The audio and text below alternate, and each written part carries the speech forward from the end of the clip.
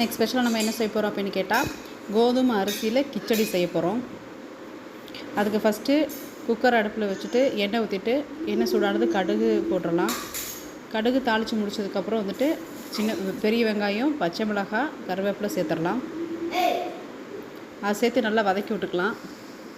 அது வதங்கினதுக்கப்புறம் பார்த்திங்கன்னு கேட்டால் கேரட் பீன்ஸ் ஆட் பண்ணிக்கலாம். நம்மக்கிட்ட என்ன காய் இருக்குதோ அதை ஆட் பண்ணிக்கலாம். அது நல்லா வதக்கிக்கிட்டோம்.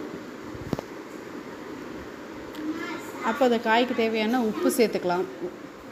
உப்பு சேர்த்துட்டு நல்லா கிளறி விட்ருங்க. அதுக்கப்புறம் நம்ம கழுவி வச்சுருக்கக்கூடிய இந்த கோதுமை அரிசியை வந்து ஆட் பண்ணிவிட்டு அதுக்கு தேவையான அளவு தண்ணி, அது ரேஷியோ பார்த்தீங்கன்னு கேட்டால் 1 டம்ளருக்கு 2 டம்ளர் ஆட் பண்ணிக்கணும். அப்புறம் விசில் போட்டுடலாம்.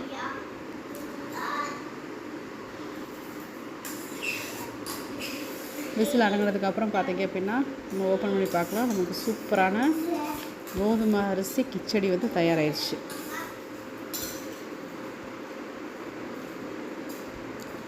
இதை நீங்கள் வீட்லேயும் செஞ்சு பாருங்கள். ஈஸியாக டைஜஸ்ட் ஆகக்கூடிய ஒரு சாப்பாடு தான் இதுதான். குழந்தைங்கலேருந்து பெரியவங்க வரைக்கும் எல்லாருக்குமே எடுத்துக்கலாம். ரொம்ப நல்லது உடம்புக்கு.